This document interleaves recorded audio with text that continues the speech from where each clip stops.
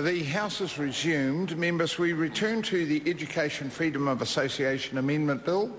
It's a Labour call. Grant Robertson.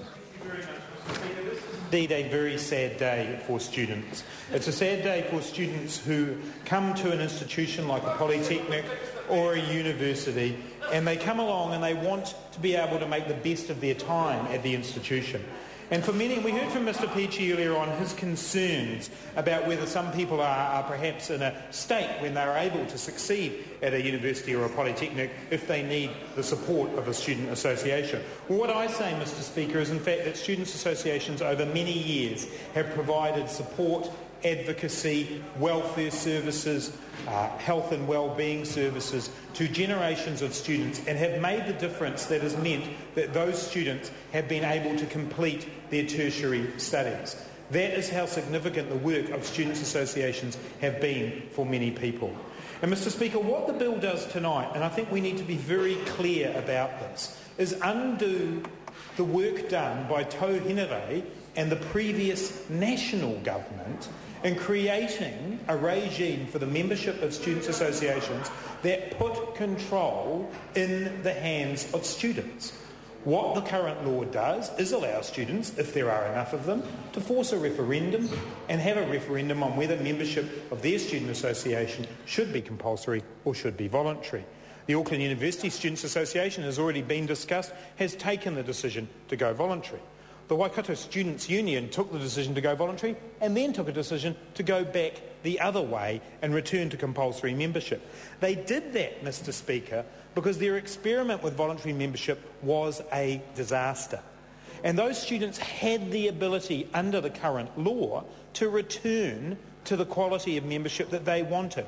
They made a decision. They had choice. This bill removes that choice. And there's been a lot of talk about choice, and that being a motivation and a driver for the promoter of this bill and for the National Party to support the bill. But the reality is that the choices that are now going to be put in front of students are not real choices, because this bill actually basically prevents people, and certainly prevented the government prevented amendments being put forward that would have allowed students to actually have an informed choice at the start of a year. We put forward amendments that would have allowed student associations access to contact details, so they actually could have provided information. But the reality, Mr Speaker, is that this bill is not about choice. This bill is about an ideological crusade of a very small number of students represented in this House by a party that seems to be going out of existence.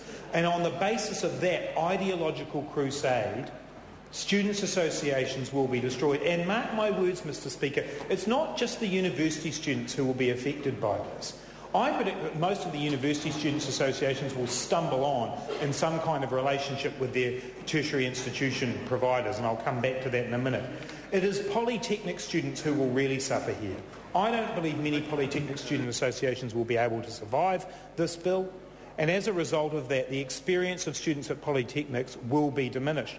Many of the students who arrive at polytechnics have no experience or knowledge of tertiary education. They're often there for a short time, and their student associations are the ones who are able to provide important services. There is a reason, Mr Speaker, why all bar one of the polytechnics in this country came to the Select Committee and said, please do not pass this bill, because they know the value of the services that are provided by students' associations. They're not in it for the politics, as Heather Roy was trying to say that's where students' associations have gone. Those institutions support the students' associations because they know the good work that is done, and they know the potential damage that will be done to their students when and if this bill passes. But if we return to the university students' associations, they are now caught out in a very interesting dilemma, Mr Speaker, because in recent times we've seen student service levies, those levies charged by the institution for services other than what are provided by the students' associations. We've seen a period of time in which those student service levies have increased dramatically. And the government rightly has been concerned about this, and legislation has been passed in this House to ensure that those student service levies increases can be limited, and that in fact, by Gazette notice, the Minister of Tertiary Education can actually control the range of services that are going to be able to be funded under a student services levy. As a result of this, if we see student associations cut back, we will now see institutions limited in the range of student services they provide. So not only are students' associations losing control of student affairs, the institutions who will now be forced to fill the gap are actually being limited in the services that they can provide. And Mr. Speaker, this together means that the quality of student experience in our universities and our politics will be significantly diminished because of an ideological crusade by the ACT Party. And isn't it interesting, Mr. Speaker, to see the Minister for Tertiary Education tell students to keep their heads down? That's what he said the other day, keep their heads down. That kind of bullying approach from the Minister has got absolutely no place and does give some indication about what the real concerns might be here. That student associations might actually stand up to governments of all colours, I might say. Not just national governments, but Labour-led governments as well. Students' associations might just have a role in standing up to the government and asking questions and campaigning and advocating. And Mr. Speaker, I believe they are legitimate roles of student associations. Just like if you're a ratepayer and you don't like some of the books that are bought for the library by your ratepayer funds, it doesn't mean that just because you don't like some of the activities of the Students' Association that you can somehow take yourself out of society, not pay your rates. What we see here is an attack on student associations and the work that they do. And yes, some of that work has been political because it has been in the best interests of students. But taking away from students the choice that they currently have about how they organise themselves, limiting what student service levies can be collected for, put together means that students' experience will be significantly diminished.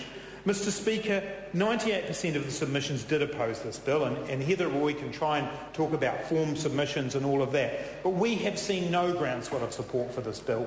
We have seen no groundswell of support among students because if student organisations like ACT on Campus and others had wanted to make change, they had that ability. They had that ability with the referendum. And it is very sad to me, Mr. Speaker, that other options that were on the table for this bill were not taken up. National Party MPs sat through the submissions, and I agree with Alan Peachy when he said it was a good submission process. It was a genuinely good submission process. We heard from informed submitters, we heard a lot of different ideas. There were good ideas on the table. The idea of a KiwiSaver-style opt-out scheme, where people were enrolled, had the opportunity to withdraw, and then carried on as normal from there. That was a good possibility. The possibility of more regular referenda, that was another idea on the table. And the national MPs on the Select Committee heard those ideas, and I know it resonated with them. But instead, politics came into play. The need to prop up the ACT Party came into play. And Mr. Speaker, I regard that as a very, very sad thing, because there is almost no constituency for this bill.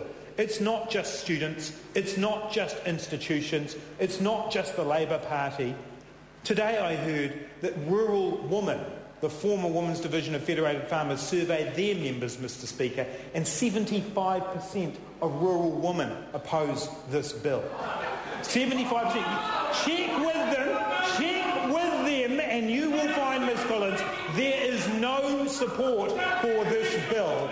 And Mr. Speaker, I cannot believe that the National Party have decided to ignore their own constituency, they've decided to ignore tertiary institutions, they've decided to ignore students to support an ideological crusade from the ACT Party. Mr. Speaker, this is a sad day for students, this is a sad day for tertiary education, but I can say on the record, as we did in our Select Committee report, the Labour Party will repeal this legislation and we will return to a situation where students have advocacy services, where students have welfare services and they're supported to stay in their education. We will do that on the basis that that is what students want and that we will not bow down to ideological crusades. Gareth Hughes.